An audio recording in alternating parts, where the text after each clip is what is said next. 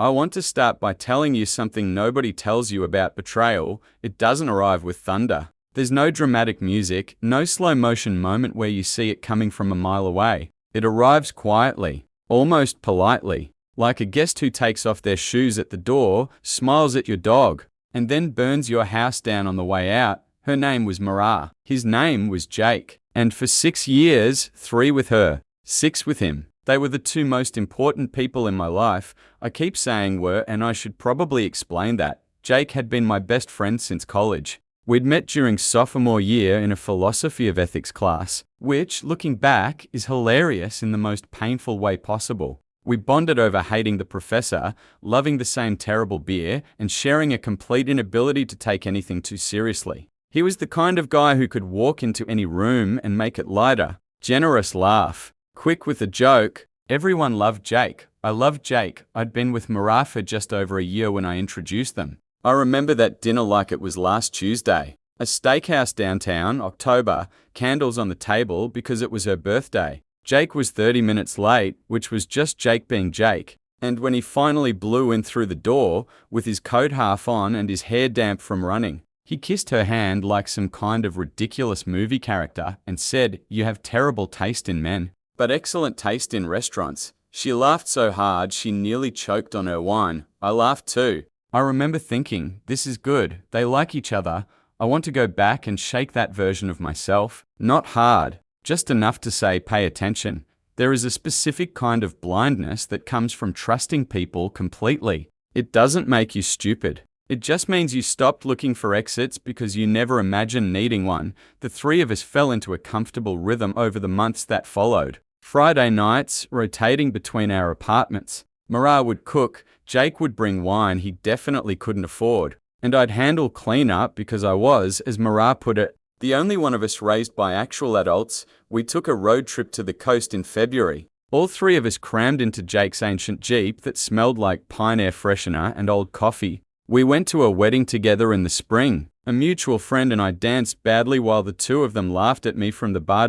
It was a good life. I was proud of it. I had built something real. In hindsight, I was building it for the wrong people. I didn't see them at first. That's the thing about cracks. They start beneath the surface. The foundation shifts before the walls do. Mara started seeming distracted around month 20 of our relationship. I noticed it the way you notice a sound in your car. You hear it, you register it, you tell yourself it's probably nothing, and you keep driving. She was on her phone more. She'd laugh at something and not share it. Small things. The kind of small things that, assembled together, form something enormous, but individually feel like nothing worth bringing up. I brought it up once. We were in bed and she was scrolling through her phone and I said, "Hey, you seem far away lately. Everything okay?" She set the phone face down, looked at me. "I'm right here," she said, and kissed me on the cheek and picked the phone back up. I told myself that was fine. With Jake, I noticed other things. He started cancelling plans. Jake never cancelled plans. He was the one who made plans, the one who showed up early, the one who texted at 11 p.m. to say still going, right? Now he'd go quiet for days. When I asked him about it, he said work was brutal, said he was dealing with some stuff, said he'd explain later. I believed him because I had no reason not to. I filed it under Jake's going through something and left space for him. Isn't that what you do for the people you love? You leave them space? What? I didn't know what I was the last to know, because apparently the universe has a sense of humor, was that they had been filling that space with each other. It was a Thursday. I know it was a Thursday because I remember thinking it was too early in the week to have my life fall apart. Mara sat me down in our kitchen, technically her apartment, but I'd spent 3 nights out of 7 there for 2 years, so the line had blurred, and she said she needed to talk to me. Her voice had that particular flatness that people get when they've rehearsed what they're about to say so many times that all the emotion has worn off. She didn't look at my eyes. She looked at the table between us. "I've been feeling disconnected for a while," she said. "From us, from what we are. And I think I know that we want different things." I asked her what that meant. She said she thought we should break up. I remember the specific quality of silence in that kitchen. The refrigerator hum. The neighbors upstairs walking around. The sound of a car on the street below. I remember thinking very clearly, I did not see this coming. And then, almost immediately after, why didn't I see this coming?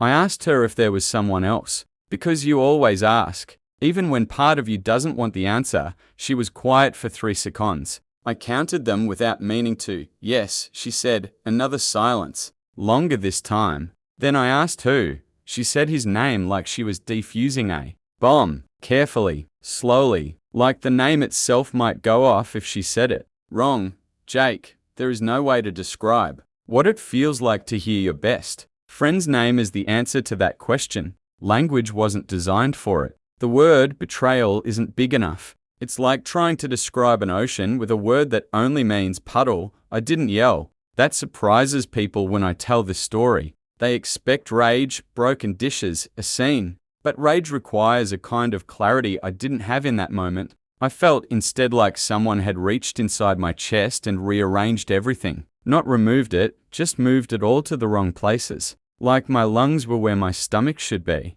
Like something essential had been relocated and I couldn't quite breathe right. I asked how long. 2 months, she said. I thought about the last 2 months. Every dinner, every text message, every time Jake said, work was brutal, every time I'd told myself the distraction was nothing. I left her apartment without my jacket. It was March. It was cold. I didn't go back for the jacket for 3 days. He called me the next morning. I stared at his name on my phone screen for a long time. I'd stared at that name 1,000 times over 6 years, and it had always meant something simple and good. A friend is calling, answer it. Now it meant something I didn't have a word for yet. I answered because I needed to hear what he was going to say. Not because I thought it would help. I think I just needed to witness what he had become. I'm sorry, he said. He sounded like he'd been awake all night. I know you must hate me right now. I know there's nothing I can say. I needed you to hear from me that I'm sorry, that I know what I did. I sat on my couch in my apartment, my own apartment,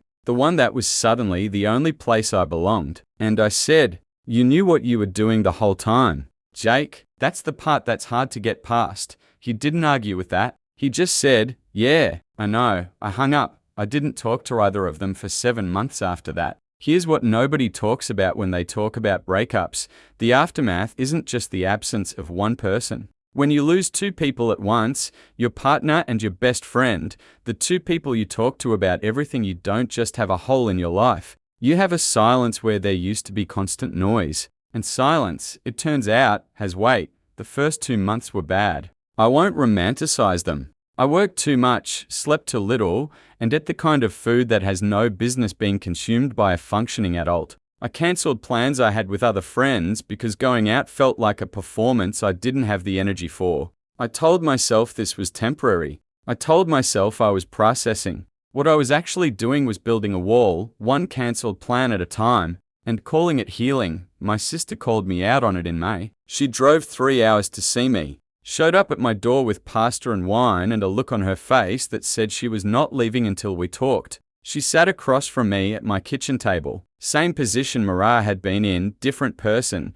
different outcome, and she said, you are disappearing. Stop it. I told her I wasn't disappearing. I was just taking time. You've been taking time for 8 weeks, she said. That's not time. That's hiding. She was right. I knew she was right. I just didn't know what the alternative was yet. I started running that month. Not for any deep reason. I just needed something to do with my body that wasn't sitting still. Early mornings, before the city was fully awake, through the park near my apartment. 3 miles at first, then 5, then eventually 8. There's something about running that strips thought down to its essentials. You can't be complicated when you're out of breath. You can only be present, which is a thing I had been terrible at for a long time. I also started, slowly, rebuilding my social life. Friends I'd neglected while I was coupled up. Colleagues I'd kept at arm's length. I said yes to things I would normally decline. I went to a gallery opening alone and talked to a stranger for an hour about a painting neither of us understood.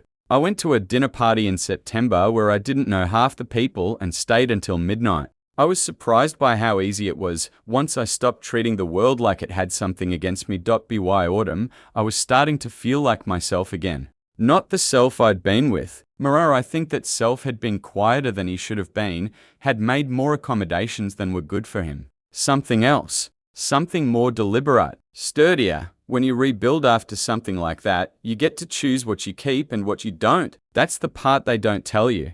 The destruction comes with options. I started working on a project I'd been putting off for years. A small design studio. Just me, freelance, but building towards something real. I'd always been good at my work, but I'd been playing small, afraid of the exposure that comes with going out on your own. The breakup had, in an unexpected way, removed some of that fear. What was the worst that could happen? I'd already survived worse than failure. The studio started picking up clients by November. By the following spring, I was busier than I'd ever been at my old job, making more money and crucially doing work I actually cared about. I also met someone. I won't say too much about her here because she's not the subject of this story, and she deserves better than being a supporting character in someone else's history. What I'll say is that she arrived quietly, without announcement, at a house party on a night I almost didn't go. Her name is Denise. She is sharp and funny and entirely unimpressed by things that don't deserve impressing. She did not know about Mara or Jake when we met. When I told her the story, months later, over wine on my kitchen floor at midnight, she listened without interrupting and then said, "They sound like they were good at being charming and bad at being trustworthy." Very common combination. I remember thinking, yes, exactly. I had been with Denise for about 4 months when the first message arrived. ID came on a Sunday afternoon. I was at my desk, working, half listening to a record playing in the other room. My phone buzzed. I looked down and saw his name. He hadn't contacted me in over a year. I had assumed the silence was permanent. I had, honestly, made my peace with that. The Jake I had known, I kept him in a kind of archive in my head, the way you keep old photographs. Not something you look at every day, but not thrown away either. The message said, "Hey, I know I have no right to reach out. I've been thinking about what I did for a long time. I don't expect anything. I just needed to tell you that I'm sorry. Really sorry. Not the version of sorry I gave you on the phone that day. Actually sorry. If you ever want to talk, I'm here. If you don't, I understand. Either way, I hope you're doing well. You always deserved better from me." I read it 3 times. Then I put my phone face down and went back to work. I didn't respond for 6 days. Not because I was torturing him, though I understand if that's how it looked, but because I genuinely didn't know what I wanted to say, or whether I wanted to say anything. There is a version of moving on that involves closing doors completely, and for the first year, that had felt right. But now, standing further from the wreckage, I was less certain. I was not the same person who'd sat on that couch in March, and Jake might not be the same person who'd called me the next morning. Voice thick with something that had sounded like genuine grief. People change. I had changed. It was logically possible that he had too.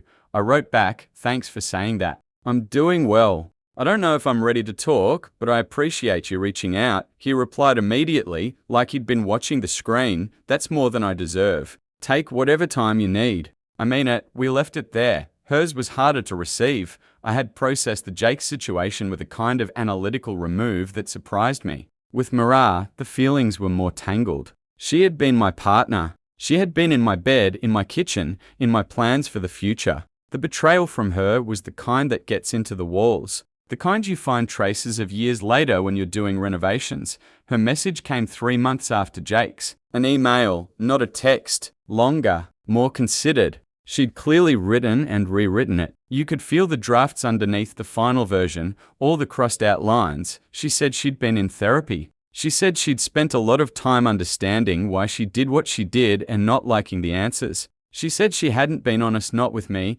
not with herself for a long time before that Thursday in March, and that the way she'd handled it had been cowardly. She said she knew she'd taken something from me that she couldn't give back. And she wasn't asking me to forgive her, just to know that she was aware of the weight of what she'd done. Then, at the end, she said this, "Jake and I didn't last." I don't say that for sympathy. I just think you should know that whatever I thought I was choosing, it wasn't what I thought it was. I'm sorry, Daniel, for everything. I sat with that email for a long time. She and Jake hadn't lasted. Part of me, the small, petty part that I will admit to without apology, felt a flicker of something that wasn't quite satisfaction but was adjacent to it. Not because I wanted them to suffer, more because there's a particular kind of pain that comes from thinking they threw everything away and got something real in return. Learning that they hadn't, that the thing they'd chosen had collapsed under its own weight, removed a splinter I hadn't realized was still lodged somewhere, but mostly I felt something more complicated than satisfaction. Mostly I felt tired of the whole thing, Tired in a final way, like tiredness that has crossed into resolution.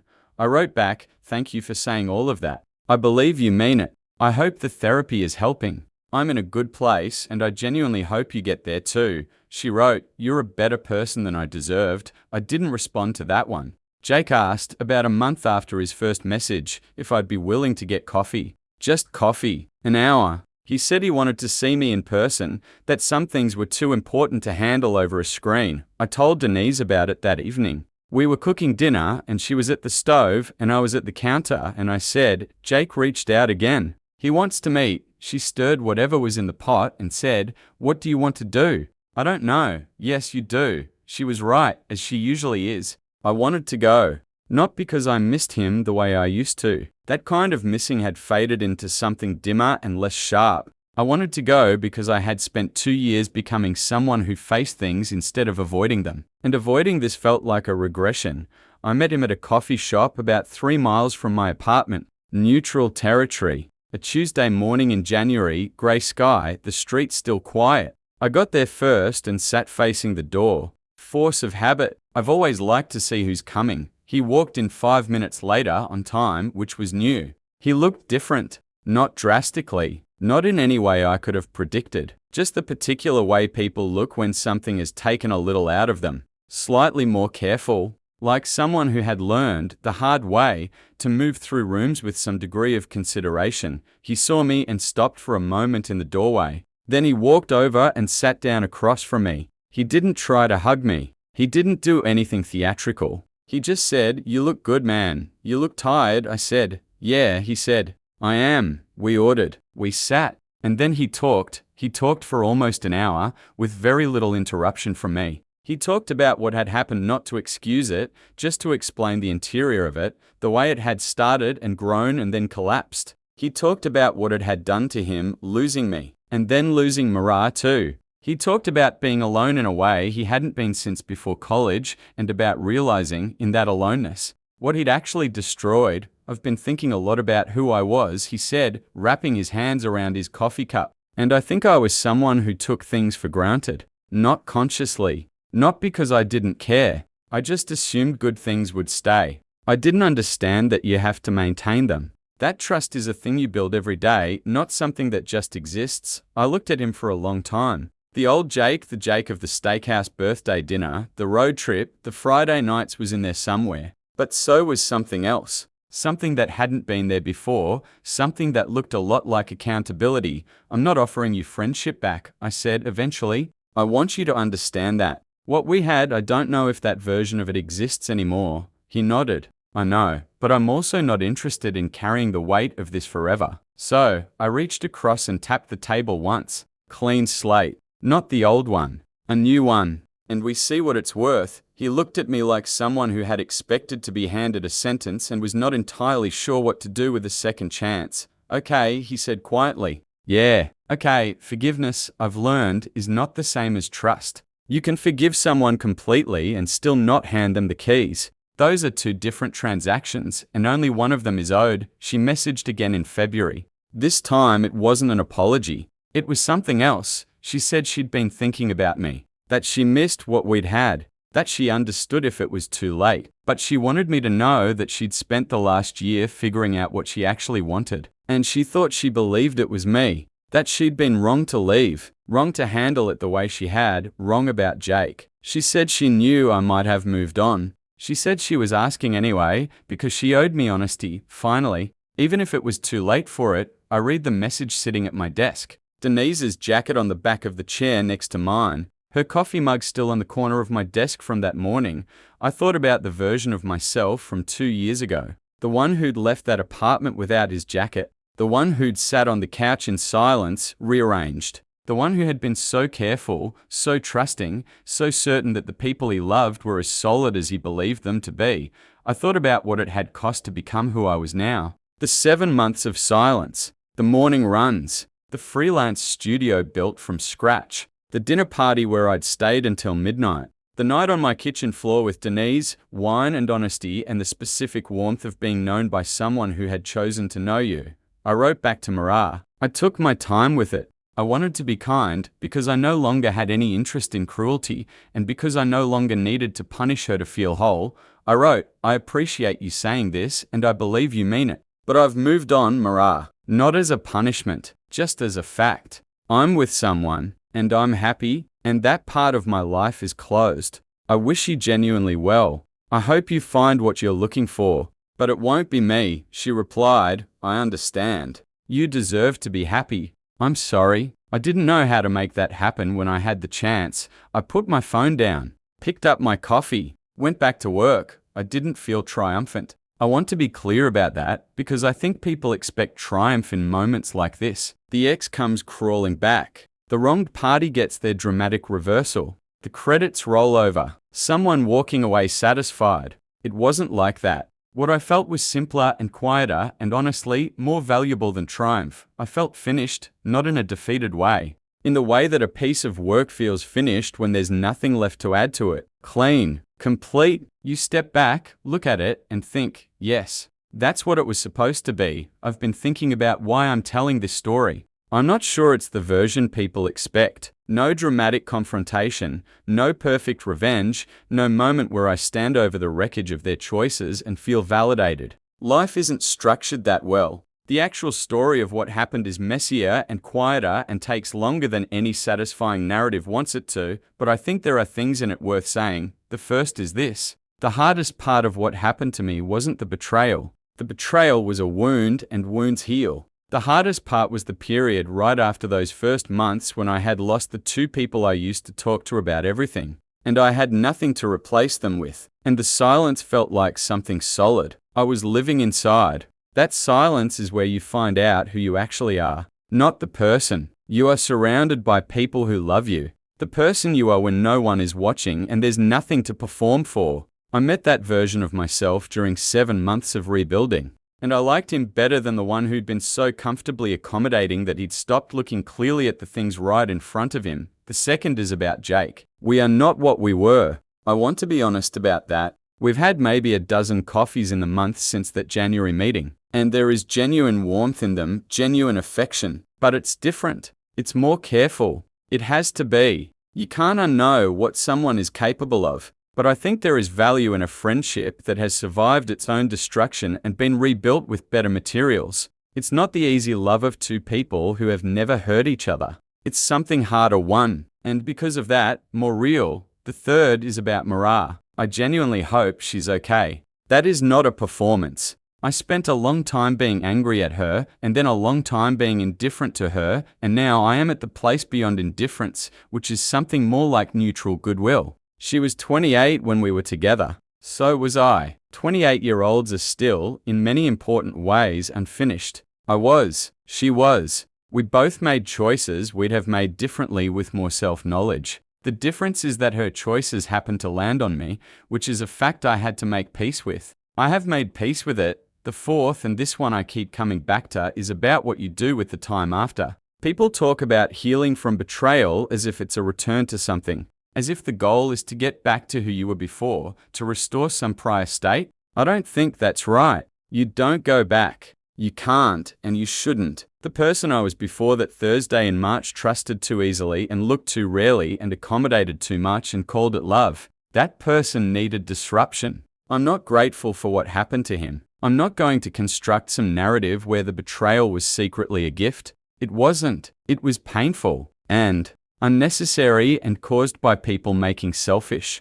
choices, but the person who came out the other side of it, the one who runs every morning and built something from scratch and falls asleep next to Denise and knows, with a clarity he didn't have before, exactly what he will and won't accept from the people in his life. That person is better, not in spite of what happened, just after it, just because of time and work and a refusal to stop.